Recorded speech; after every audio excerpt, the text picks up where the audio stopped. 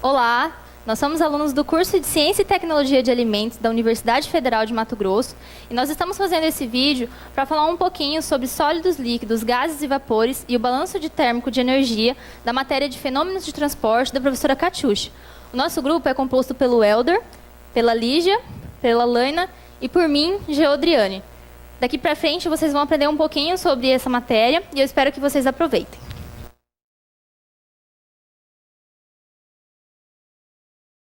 Boa noite. Vamos começar falando então sobre os estados físicos da matéria, no qual eles podem ser divididos em sólidos, líquidos, gases e vapores. Levando em consideração que a matéria é composta por pequenas partículas e que, dependendo do seu grau de agregação, elas podem ser encontradas em diferentes estados, como estado sólido, gasoso e líquido, no qual as características desses compostos, como volume, densidade e forma, se apresentam de acordo com o seu estado físico em que se encontram. Como vocês podem ver, a diferença do grau de agregação entre as partículas e em seus diferentes estados. Portanto, os estados físicos da matéria, ou fases, são as diferentes formas de como uma substância pode se apresentar no espaço. O exemplo aqui que eu dei são os cubos de gelo, as suas formas que ela se apresenta, a jarra com suco, a forma que ela pode se apresentar, e as bexigas, que são o estado gasoso. Sabe-se também que quando uma substância que está no estado sólido torna-se líquida, ou quando um líquido torna-se gás, ou vice-versa, dizemos então que houve uma mudança de estado físico. Ou seja, ocorreu uma transformação física, como vocês podem ver na imagem, pois uma substância pode sofrer dois tipos de transformação. Quando ela se transforma em uma substância diferente da primeira, dizemos então que ocorreu uma transformação química, que não é o nosso caso. Ou quando ela sofre uma alteração, mas continua sendo a mesma substância, que é o caso da transformação física, como está sendo ilustrado no slide. Enfatizando, então, que uma mudança de estado físico pode e deve ser entendida como uma transformação física que altera a distância entre as moléculas e que modifica a forma com que estão distribuídas na amostra. Um exemplo disso é o estado sólido da matéria, que é quando as moléculas da matéria se encontram muito próximas, como vocês podem ver, sendo assim possui forma fixa, volume fixo e não sofrem compressão, ou seja, no estado sólido as partículas se encontram aglomeradas, como vocês podem ver, condensadas e fortemente unidas, dando forma ao objeto ou ao corpo. Outro exemplo é o estado líquido das moléculas, onde elas estão mais afastadas do que no estado sólido e os elementos que se encontram nesse estado possuem forma variada, mas o volume constante, como também possui uma facilidade de escoamento e adquire a forma do recipiente que as contém. Podemos então ter a solidificação, que é a mudança inversa da fusão, ou seja, é a passagem do estado líquido para o estado sólido por resfriamento, onde esse processo pode ser utilizado pela indústria de alimentos para a obtenção de polpas de frutas ou sorvetes. Como também podemos ter a fusão, que é a passagem do estado sólido para o estado líquido, através de aquecimento, onde esse processo é mais utilizado, por exemplo, no preparo de caldos congelados e de sopas congeladas. Bom, então quais são as vantagens do uso de alimentos sólidos na indústria de alimentos? Esse tipo de alimento pode facilitar o transporte, como também pode facilitar a sua embalagem e a sua armazenagem do produto final. E quais são as desvantagens do uso de alimentos sólidos na indústria de alimentos? Por exemplo, nesse tipo de alimento não pode ser feita a asepsia, que é feita em leites. Ou seja, esse tipo de procedimento só pode ser feito em alimentos sólidos. Outro exemplo de desvantagem é em relação à penetração de calor, pois a penetração de calor é muito mais difícil em alimentos sólidos e semissólidos do que em alimentos líquidos. Bom, então quais são as vantagens do uso de alimentos no estado líquido na indústria de alimentos? Em relação à esterilização, é possível esterilizá-los a temperaturas muito elevadas, reduzindo os efeitos prejudiciais do aquecimento sobre suas propriedades nutritivas e sensoriais, e também sobre os esporos formados por alguns micro-organismos. Um exemplo disso seria o processamento UHT, que pode ser utilizado em uma enorme variedade de alimentos líquidos, como sucos, leites, dentre outros. E também, como eu já disse anteriormente, a penetração de calor é muito mais fácil em alimentos líquidos, no qual é necessária para a diminuição da sua carga microbiana. Agora nós vamos falar sobre gases e vapores. A gente vai falar qual é a definição de gases e vapores. Nós vamos falar um pouco sobre os tipos de vapores que existem, as principais aplicações para o vapor. Nós vamos falar também sobre os gases e sobre as aplicações de gases na indústria de alimentos. Agora nós vamos falar sobre a definição. Então, a definição de um gás é uma substância que está no estado gasoso, quando submetida a condições normais de temperatura e pressão. Essas condições normais de temperatura e pressão são 25 graus Celsius e 760 milímetros de mercúrio por pressão ao nível do mar. A definição de vapor é uma substância que também está no estado gasoso, porém vira líquido quando atinge as condições normais de temperatura e pressão. Mas qual é a diferença, então, de gás e de vapor? Os gases, eles não possuem forma e volume definido. E por isso, eles consistem em uma coleção de partículas cujos movimentos são aleatórios, como observado na figura. Já o vapor, ele tem a fase gasosa e a fase líquida, constituído por moléculas que não conseguem se desprender porque a pressão faz com que elas fiquem presas. Agora, nós vamos entrar na parte de vapor. A água, ele é o composto mais abundante da Terra. E, portanto, ela é de fácil obtenção e de baixo custo. Na forma de vapor, tem alto conteúdo de energia por unidade de massa e volume. Se a água for aquecida além do ponto de ebulição, ela se vaporiza em vapor, ou água em estado gasoso. No entanto, nem todo vapor é igual. As propriedades do vapor variam gradativamente dependendo da pressão e temperatura no qual ele está sujeito. Um exemplo é esse diagrama de fases, que mostra o sólido, o líquido e o vapor. Então, dependendo da pressão e da temperatura, a gente vai ter o vapor. Quanto aos tipos de vapor, existe o vapor saturado. O vapor saturado, ele é produzido quando a água é aquecida até o ponto de ebulição, também conhecida como aquecimento sensível, e então vaporiza com calor adicional, conhecido como aquecimento latente. O vapor saturado, ele ocorre em temperaturas e pressões onde o vapor e a água podem coexistir. Em outras palavras, isso ocorre quando a taxa de vaporização da água é igual à taxa de condensação. Aqui eu tenho um quadro mostrando quais as vantagens da utilização de vapor saturado. Então, quanto à propriedade. O aquecimento rápido e uniforme, através de transferência de calor latente, melhora a qualidade e a produtividade do produto que está sendo utilizado.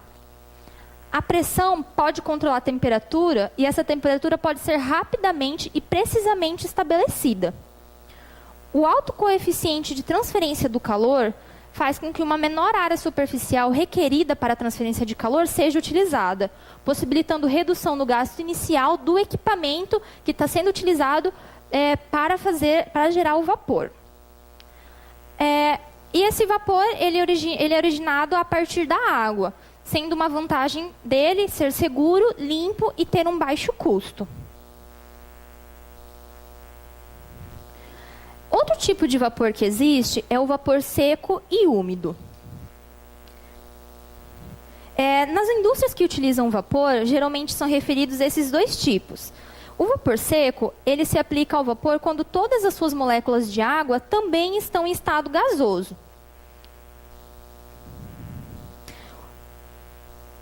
O vapor úmido, ele aplica-se ao vapor quando uma porção de suas moléculas de água já deram as suas energias e condensam para a forma pequena de gotículas de água. Por exemplo, uma chaleira está fervendo água. A água é aquecida usando um elemento. No caso, seria o fogo. À medida em que a água absorve mais e mais calor através do elemento, as suas moléculas se tornam mais agitadas e começam a ferver. Uma vez que a energia suficiente é absorvida, parte da água vaporiza. De vez em quando, dá para observar que tem uma névoa que está saindo fora do bico da chaleira. Essa névoa ela é um exemplo de como é o vapor seco. Aí o que acontece? Quando esse vapor é lançado para uma atmosfera mais fria, ele perde parte da energia, transferindo para o ar ambiente. Se energia suficiente for perdida até que as ligações moleculares iniciem uma formação novamente, pequenas gotículas de água podem ser vistas no ar. Essa mistura de água no estado líquido, que são as pequenas gotículas, e estado gasoso, que é o vapor, é chamado de vapor úmido, como mostrado na figura. Um outro exemplo de tipos de vapor é o vapor superaquecido. O vapor superaquecido é criado através do aquecimento adicional sobre o vapor saturado e acima do ponto de vapor. Isso produz um vapor que tem temperatura mais alta e uma densidade mais baixa do que o vapor saturado à mesma pressão, como observado no gráfico. Uma vantagem da utilização do vapor superaquecido é o fornecimento e descarga de vapor, a minimização do risco de danos por erosão ou por corrosão de ácido carbônico e a eficiência térmica. Entretanto, o vapor superaquecido possui algumas desvantagens.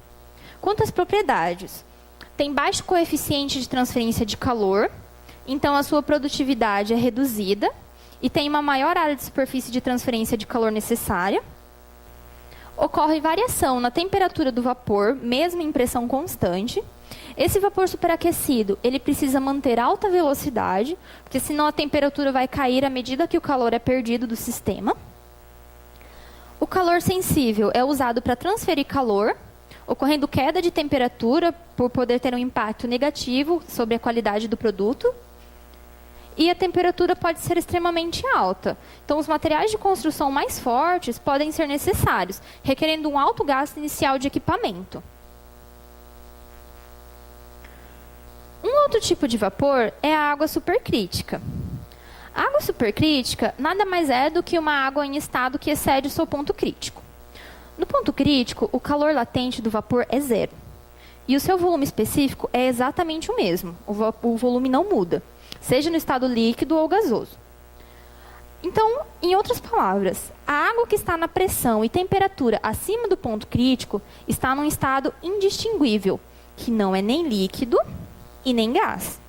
Ele é um supercrítico. Então, a ideia geral é de que um movimento molecular que é próximo a de um gás e uma densidade que é próxima de um líquido seja considerado uma água supercrítica. Agora nós vamos ver quais as principais aplicações para o vapor.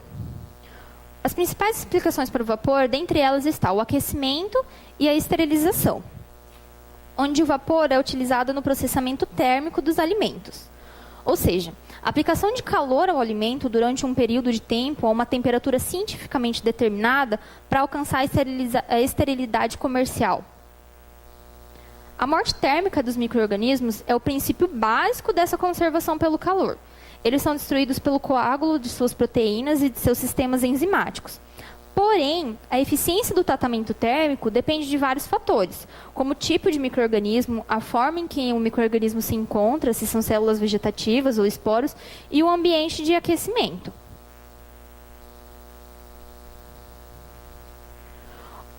Outra principal aplicação para o vapor é a propulsão e o movimento. O vapor ele é regularmente utilizado para esse tipo de aplicação, que é a propulsão e o movimento. Ele é utilizado usado em turbinas a vapor. A turbina a vapor ela é uma peça do equipamento que é essencial para a geração de eletricidade em usinas termoelétricas. Em um esforço para poder melhorar a eficiência dessas usinas termoelétricas, estão fazendo um progresso onde o uso de vapor a pressões e temperaturas cada vez mais altas estão sendo utilizados.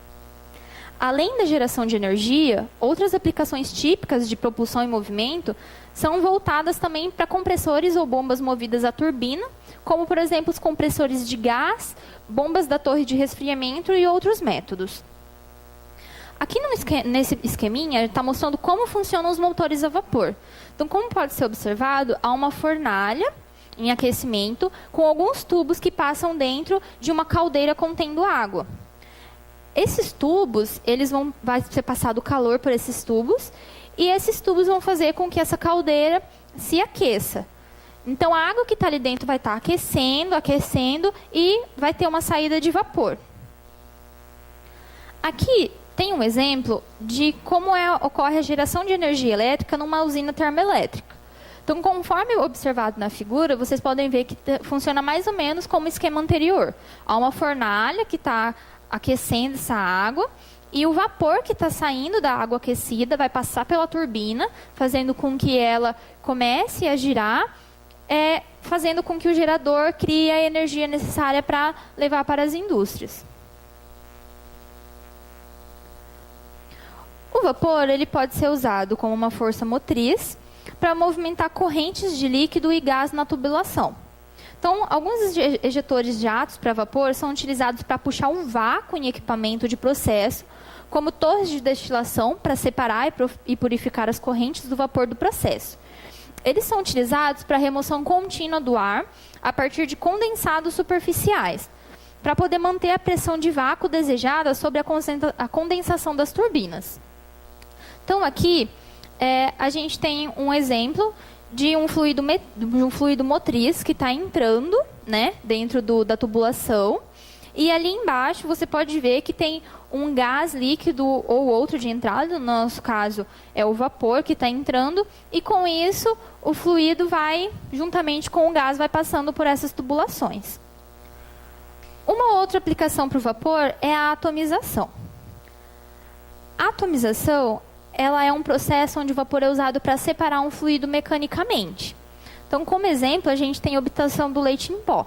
O que acontece? O líquido, no caso o leite, ele é colocado dentro de um bico atomizador e pelas laterais desse bico, dentro de um tubo, do tubo onde vai ficar o leite, é passado um ar superaquecido.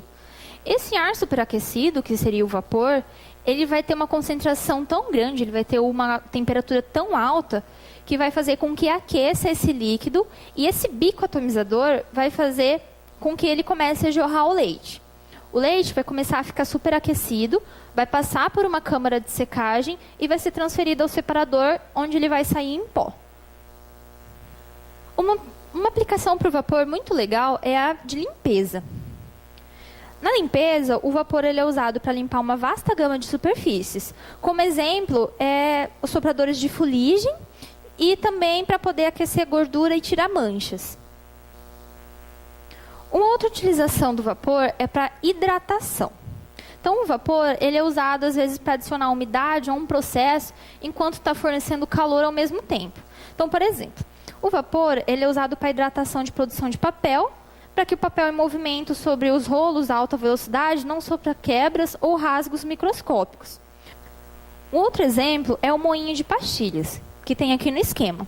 Então, frequentemente, os moinhos que produzem ração animal em forma de pastilha usam o vapor de injeção direta para fornecer aquecimento e conteúdo adicional de água no material de alimentação na seção condicionadora do moinho. Então, como vocês podem observar, no esquema, as pastilhas vão sendo colocadas dentro do tubo, né, onde vai ser feito o processamento, e ali no finalzinho do tubo ocorre a injeção de vapor, tanto para aquecer, quanto para colocar um conteúdo adicional de água para que não fique nem muito seco e não fique nem muito molhado. E uma última aplicação para o vapor é a umidificação.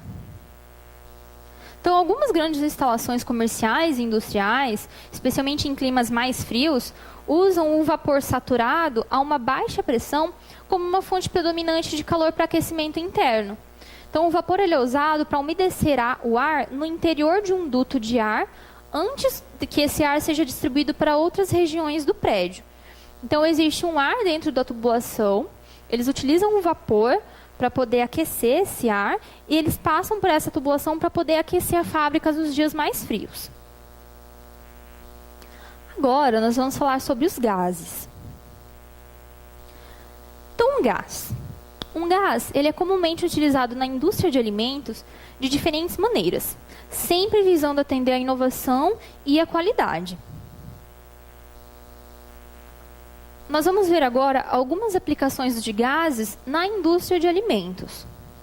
Uma das aplicações é a atmosfera modificada. Então, a atmosfera modificada, ela ocorre com a substituição do ar no interior da embalagem por uma mistura de gases como oxigênio, dióxido de carbono e nitrogênio ao redor do produto. Então, a estratégia da embalagem sob atmosfera modificada é retardar o crescimento do micro-organismo patogênico e deteriorante presente, a partir da diminuição da concentração de oxigênio e da aplicação de níveis elevados de dióxido de carbono, que possui efeito inibidor no crescimento bacteriano. Aqui nós temos o congelamento e resfriamento. Nesse quadro, tem algumas substâncias que são comumente utilizadas nas indústrias como substâncias refrigerantes. Então, por exemplo, a água, onde o seu ponto de ebulição é de 100 graus Celsius, a amônia, que ainda é muito utilizada, onde o seu ponto de ebulição é menos 33,3 graus Celsius, o freon 12, menos 29,9, dióxido de carbono, menos 78 graus Celsius, dióxido de enxofre, menos 10 graus Celsius, cloreto de metila, menos 24 graus Celsius, e o R134A, menos 23,3 graus Celsius. O cloreto de metila, ele é tóxico, explosivo e pode dissolver substâncias lubrificantes. O dióxido de enxofre, ele é corrosivo e tóxico. Porém, ele é identificado facilmente em caso de vazamento. Um exemplo da utilização do dióxido de enxofre são nos ar-condicionados industriais. A amônia, como dito anteriormente, ela é ainda muito usada hoje em dia nas instalações industriais. Por quê? Ela é relativamente barata, facilmente identificada em vazamentos, condensável e não inflamável. No estado seco, ela não é corrosiva e ela é considerada um gás irritante. Então, ela está associada à asfixia em pequenas quantidades. E, por último, os hidrocarbonetos fluorados. Esses hidrocarbonetos fluorados, eles estão associados ao efeito estufa. Então, um grande exemplo da utilização de hidrocarbonetos fluorados na indústria é nas geladeiras industriais, até mesmo na sua geladeira em casa. Agora a gente vai ver a aplicação de inertização. Então, inertização é a utilização de um gás inerte para criar uma atmosfera protetora, que elimine o contato do produto com o ar atmosférico. Então, a inertização é utilizada no processo de Blanket. Então, o que é o processo de Blanket? O ar presente no espaço livre dos tanques de armazenamento é substituído por nitrogênio gasoso, como mostrado na figura. Ele vai formar uma atmosfera protetora para o produto. E também é utilizado no processo de invase. No processo de invase, o nitrogênio líquido é injetado continuamente na embalagem, instantes antes da embalagem receber a tampa, assegurando sua rigidez e proteção à oxidação. Agora, a gente vai ver o processo de hidrogenação. O processo de hidrogenação é muito conhecido. Então, o hidrogênio ele atua convertendo os óleos líquidos em gorduras plásticas ou semissólidas e ele confere maior estabilidade à oxidação, melhoria de sabor e odor e aumento da vida de prateleira do produto. Então, como exemplo, são os biscoitos, os chocolates e a famosa margarina. E, por último, a aplicação de carbonatação. Então, a carbonatação é uma das principais aplicações de gases na indústria de alimentos. Esse gás é o dióxido de carbono. Então, a carbonatação de cerveja, refrigerante, água mineral, ela pode ser feita tanto nas unidades de produção, onde se invasam esses produtos, quanto nos bares e restaurantes onde são consumidos. Neste último caso, é utilizado o dióxido de carbono e o nitrogênio para chope e xarope concentrado de refrigerante, junto com água em recipientes preparados para tal finalidade. Então, como exemplo, a gente tem a cerveja, o chope, os refrigerantes e as outras bebidas carbonatadas.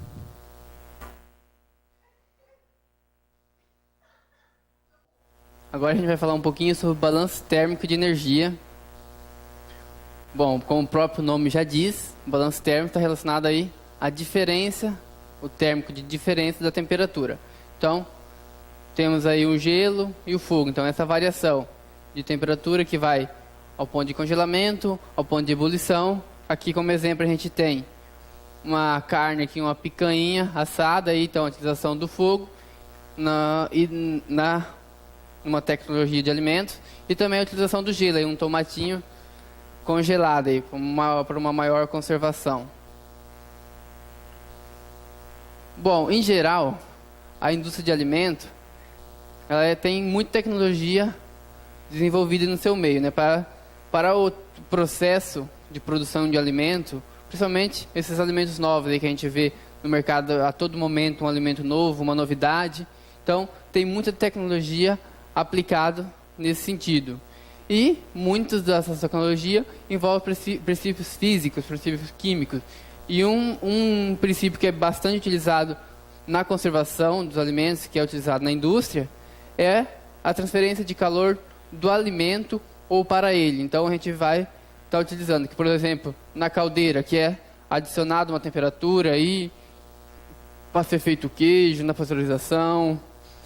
Na parte de carnes, tem a temperatura ideal para a gente colocar na parte de armazenamento, logo após o abate, no transporte, ou até mesmo quando a gente já está lá no supermercado. Então, todos isso aí envolvem os princípios físicos, a pasteurização do leite, o HT, que nem a gente tem. A partir de uma tecnologia, a gente consegue estar aumentando a vida útil de um produto e, com isso, aumentando a sua qualidade também. Aqui um exemplo aqui de um ponto, você vai congelar o hambúrguer, que você passa por essa máquina aqui, no processo que ela entra embaixo e sai em cima. Então, quando ela já sai em cima, o hambúrguer já sai congelado. Então, é uma tecnologia de utilização do frio. No próprio cozimento, que a gente tem aqui também com uma fonte de...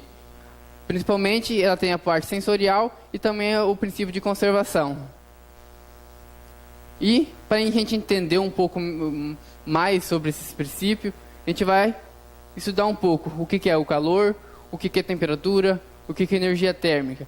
E como que a gente vai aplicar isso dentro da tecnologia de alimento. Como que esses conhecimentos, esses conceitos da física estão correlacionados aí no nosso trabalho. Bom, primeiramente, a gente vai falar o conceito de temperatura, que tem uma diferença entre temperatura e calor, que muitas vezes a gente confunde, né? Então, a temperatura, o que vem a ser? Temperatura é a medida do estado de agitação das moléculas de um corpo. Como a gente pode ver nesse quadrinho aí, considera como cada bolinha desse uma molécula. Então, o grau de agitação dela vai definir a temperatura. Lembrando que quanto maior for o grau de agitação, maior será a temperatura. Mas aí a gente consegue ver aí que várias unidades de medida. E aí até fica muitas vezes confuso. É Kelvin, é Celsius, qual a diferença? Então, primeiro, o método mais antigo é o Celsius, onde o zero, ele coloca o zero como ponto de congelamento da água. Nesse pressuposto, zero congelamento e 100 graus Celsius o ponto de ebulição. Aí tem no sistema internacional o Kelvin, que no caso ele utiliza o conceito, essa definição, para se ter o seu zero, onde que o seu zero absoluto é quando as moléculas de um corpo elas não estão mais em movimento. E isso se dá a uma temperatura mais ou menos a menos 273 graus Celsius, se for considerar em Celsius, ou 0 Kelvin. Certo? Agora vamos falar um pouquinho sobre energia térmica. O que vem a ser energia térmica? Então, energia térmica nada mais é que a soma de cada átomo de molécula contida em um corpo. Então, a gente vai somar os átomos de molécula, a energia desses átomos, dessa molécula, contida em um corpo. Que nem aqui, o exemplo, a gente colocou um valor aleatório, não que seja necessariamente esse, mas só para dar um exemplo, 20, 10, 50, 30. Então a gente iria somar todos esses átomos, todas essas moléculas, melhor dizendo, e a soma desse total de moléculas seria a energia térmica deste corpo. Correto? Bom, agora um pouquinho vamos fazer uma definição sobre calor. O que é calor? Calor é a energia em trânsito entre dois corpos que têm temperaturas diferentes. Então, uma coisa importante, se a gente tiver um corpo isolado com uma temperatura fixa, eu não tenho calor. Calor é somente aquela energia em trânsito quando eu tenho dois corpos encostados, que nem aqui a gente tem na figura B. Na figura B, o corpo A e o corpo B estão juntos. Então, tem um calor ali. Porque esse calor é essa energia em trânsito que tem. Já no corpo C, se a gente for olhar, não tem calor, porque já tem a estabilidade. Então, a partir de um momento que tiver a estabilidade dos dois corpos, a temperatura dos dois corpos estiver na mesma, estiver iguais, já não tem mais calor empregado nesses dois corpos. No corpo A, vamos entender com um exemplo aqui, com uma temperatura.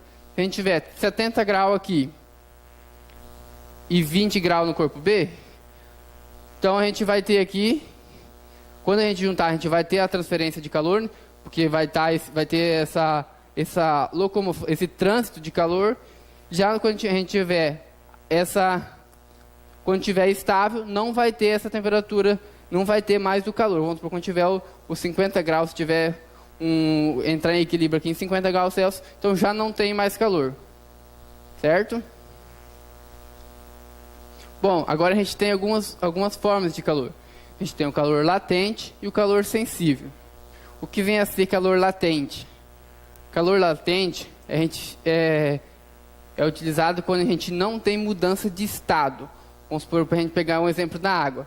Quando a gente tem a água a 0 graus Celsius e a água a 100 graus Celsius, por mais que tenha uma diferença de calor ali, mas esse aí é considerado um calor sensível.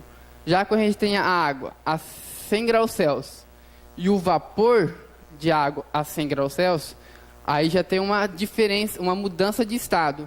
Então, neste caso, é chamado de calor latente, quando tem mudança de estado. A gente não vai estar explicando aqui o que é estado físico, ou no estado líquido, sólido ou gasoso, porque as meninas já comentaram anteriormente, então vamos ser repetitivos aqui no vídeo.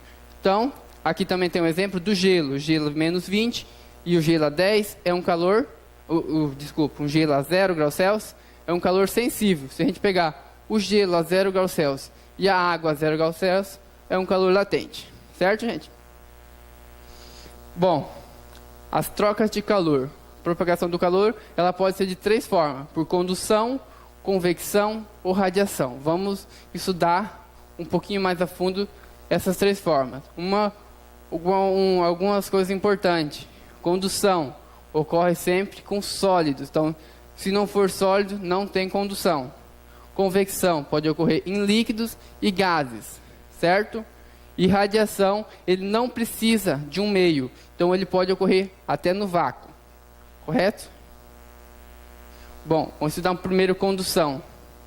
Quem nunca pegou a colher de uma panela, que está numa panela, e essa colher estava quente, que você foi fazer o arroz, esqueceu a colher lá dentro, e saiu um pouquinho, enquanto você voltou e foi pegar a colher, se queimou com a colher.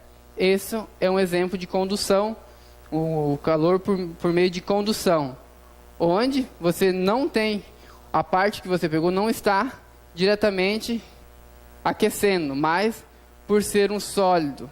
E lá no conceito de temperatura aqui, ó, quando a gente vai aumentando o movimento das moléculas, por ser um sólido, ela vai carregando essa energia e vai levando o calor para cima, que nem aqui, ó, a flechinha. Então, o calor vai indo no sentido, mesmo que não tenha uma fonte de calor do outro lado, mas ela ela vai ter uma condução de calor, de energia. Convecção, o que vem a ser a convecção? A parte de convecção é a movimentação das moléculas. A gente tem uma movimentação das moléculas devido à diferença de densidade. Que quando as moléculas vão aumentando a sua temperatura, na parte que está mais próxima aqui do ponto de calor, elas vão alterando a densidade, vão ficando mais leve e vai subindo para cima. E por consequência, a parte que está mais fria está em cima, vai descendo para baixo. Aí vai formando esse círculo, essa corrente, que é chamado de corrente de convecção. Também ocorre isso no congelador, que seria o inverso, né? No congelamento, vamos supor, num freezer, também tem o ar quente, vai subindo, aqui nem a gente vê aqui, o ar quente vai subindo, e o frio vai descendo, formando essa corrente. E também o calor por meio da radiação. Tem que entender um pouquinho sobre comprimento de ondas. Primeiro, quanto maior for a onda, menor é a energia impregnada nela. Então, que nem a energia da onda das ondas dos rádios, é pouca energia que tem. E a frequência também é baixa. Do jeito que a gente vai diminuindo o tamanho da onda, a gente vai aumentando a energia utilizada nesse meio. Então, essa energia, vamos supor, por isso que quando a gente pega uma energia gama, ela é cancerígena, e a parte da energia das ondas de rádio não é, por causa dessa frequência e a intensidade dessa onda. O que vem a ser essa radiação? Seria o calor que é transmitido, ele é sem ter o contato. Então, você não tem o contato direto dele. Agora nós vamos estar falando sobre aplicações da troca de calor na área de alimentos. Como eu já havia explicado antes sobre o que é calor, temperatura, né, energia térmica, nós vamos estar vendo qual é a aplicação de tudo isso que ele falou na nossa área de estudo. Três fatores devem ser levados em consideração em relação à troca de calor na área de alimentos, como a temperatura do alimento, né, se ele é um vegetal, se ele é de origem animal, se ele é um cereal, qual que é a temperatura que vai se processar, né? No caso, é um ambiente com adição de calor, um ambiente com retirada de calor, e também a pressão em que o método de conservação vai ser operado. Dentre os métodos que utilizam-se da aplicação de calor para a conservação dos alimentos, nós temos o branqueamento, mas também tem outros métodos de conservação, como a pasteurização, a esterilização, o refrigeramento e o congelamento, que são métodos que vai ser descrito posteriormente. Vamos iniciar falando sobre o branqueamento. O branqueamento ele tem como objetivo principal causar a desnaturação das enzimas, de forma que elas não causem alteração da cor do produto. Ele é um método utilizado como um pré-tratamento antes que o produto passe por um outro método de conservação. Então, ele é utilizado primeiramente, né, faz o método de branqueamento no produto, depois o produto passa por um outro processo, como esterilização, congelamento, secagem e assim por diante. E é um método que é utilizado principalmente em frutas, né, e hortaliças. O método consiste no aquecimento rápido, né, do alimento por uma dada temperatura em um determinado período de tempo, e posteriormente ele é resfriado rapidamente até atingir a temperatura ambiente. Como vocês podem ver na imagem, esse é um tipo de equipamento que realiza o branqueamento pelo uso da água quente, em que o alimento vai passar pela água quente, vai ficar por um determinado período de tempo e depois rapidamente vai ser resfriado. O método de aquecimento do branqueamento pode ser tanto pelo uso da água quente como também do uso do vapor, tá? Esse método pode ser influenciado pelo tipo de fruta ou hortaliça, né, que está sendo feito o processo, pelo tamanho desses alimentos, né, que vai ser feito, a temperatura do processo, como também o método de aquecimento, como eu falei para vocês, vai ser pelo uso do vapor ou da água quente. Esse método de conservação ele causa alterações, né, na textura e em outras características sensoriais, porém é inferior do que se o produto não passasse pelo método de branqueamento. A pasteurização é um outro método, né, que utiliza-se do calor, da adição de calor no processo para causar para promover, né, a conservação do alimento, sendo que o objetivo é inviabilizar a atividade microbiana de formas vegetativas. Traduzindo, destruir a carga microbiana deteriorante, né, que está presente no alimento, para promover a vida de prateleira do produto. Ele é um método térmico brando, em que o alimento é aquecido em temperaturas menores do que 100 graus Celsius. Por isso, ele vai promover uma vida útil do alimento em poucos dias ou semanas, porque não é um método tão agressivo em relação como se fosse uma esterilização. Esse método pode ser feito com produtos já embalados.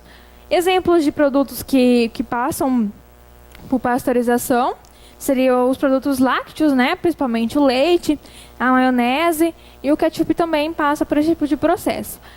Aí na imagem vocês estão vendo um pasteurizador de leite, em que o produto, na próxima imagem vocês vão melhor o que eu quero explicar. No interior da máquina vai estar, de um lado, ela está passando água quente e ao mesmo tempo do outro lado está passando água fria. E o leite passa tanto pelo aquecimento e rapidamente já passa pelo resfriamento, o que vai causar a destruição dos micro-organismos. Mas pode ser que algum tipo de mecanismo ainda se mantenha vivo após esse processo. Por isso que ele é de poucos dias a semanas. Tem os métodos de pasteurização mais agressiva, que utiliza-se de uma temperatura maior, né, que seria os leites UHT. Mas isso não vem ao caso, a gente está explicando agora. Outro método seria a esterilização, em que o objetivo é destruir a atividade microbiana, como também a enzimática presente no alimento. Ele é aquecido a uma dada temperatura suficiente para causar a destruição, né, da atividade microbiana, como também enzimática. O tempo em que o alimento vai passar por esse processo, ele é influenciado por diversos fatores, como a resistência do micro-organismo ao calor. Então, se o micro-organismo for muito resistente ao calor, o tempo de esterilização vai ser um pouco maior. A mesma coisa acontece para as enzimas. As enzimas são resistentes à ação do calor, então o processo para causar a destruição, né, delas vai ser um pouco maior. As condições do alimento também influenciam no tempo de esterilização, o pH do alimento, como também o tamanho e o estado físico do alimento. A refrigeração já é um método de conservação inverso em relação aos outros métodos de conservação por troca de calor que eu falei anteriormente. A refrigeração, ela já utiliza-se da retirada de calor do processo para promover a conservação do alimento. Ela reduz, né, faz a redução da temperatura do alimento numa faixa de 0 a 7 graus Celsius. Ele é um método que geralmente é associado a outros métodos de conservação. Então, após, né, a fermentação, a pasteurização, utiliza do resfriamento para promover a vida útil do produto. Ele consiste em reduzir, como eu disse para vocês, reduzir a temperatura do alimento com o objetivo de reduzir a taxa microbiológica para promover a vida de prateleira dos alimentos, principalmente os frescos e os processados. Como vocês podem ver na imagem, os produtos carnes são produtos que passam pelo processo de refrigeração, né, para promover, no caso, se uma carne não ficar em um processo de resfriamento, a deterioração dela é muito mais rápida do que um produto que está resfriado. O congelamento, ele parte do mesmo processo do refrigeramento, então, da retirada de calor do processo, né, do alimento, para promover a sua conservação. Porém, ele é mais agressivo, né, porque vai utilizar do resfriamento do alimento até ele atingir o congelamento. O que seria isso, em outras palavras? O produto vai passar por uma temperatura muito baixa até parte da água do alimento ela ser congelada, né, formar cristais de gelo no produto. Os alimentos que geralmente passam por esse tipo de processo seriam os vegetais, como vocês podem ver na imagem, né, que são vegetais, as frutas, os produtos carnes, os produtos prontos para preparo, produtos assados. que são produtos mais perecíveis, então é mais indicado esse tipo de processo, né? E nós temos, no caso, que fazem esse tipo de equipamentos, né? Seriam os freezer, as câmaras frias, né? As geladeiras. Nesses equipamentos, né, utiliza-se do princípio em que o Elder estava explicando anteriormente, sobre o processo de convecção, em que a entrada de calor, né, a convecção do ar, né, sai ar quente e entra ar frio no ambiente, promovendo a resfriação, o resfriamento e o congelamento, posteriormente, do alimento. Em geral, o preço dos produtos congelados ele tem um valor mais elevado. O porquê qual que é a explicação para isso? Porque para promover o transporte e a distribuição desse tipo de alimento, tem um custo maior, né? Porque o veículo tem que estar o tempo todo durante o transporte em uma temperatura constante e muito baixa para manter o produto congelado. Então, a empresa tem que reverter isso no preço do produto. Então, produtos congelados têm um preço um pouco mais elevado do que os demais. O que nós teríamos para apresentar em relação às aplicações de troca de calor, né, na área de alimentos seria isso. Espero que vocês tenham gostado.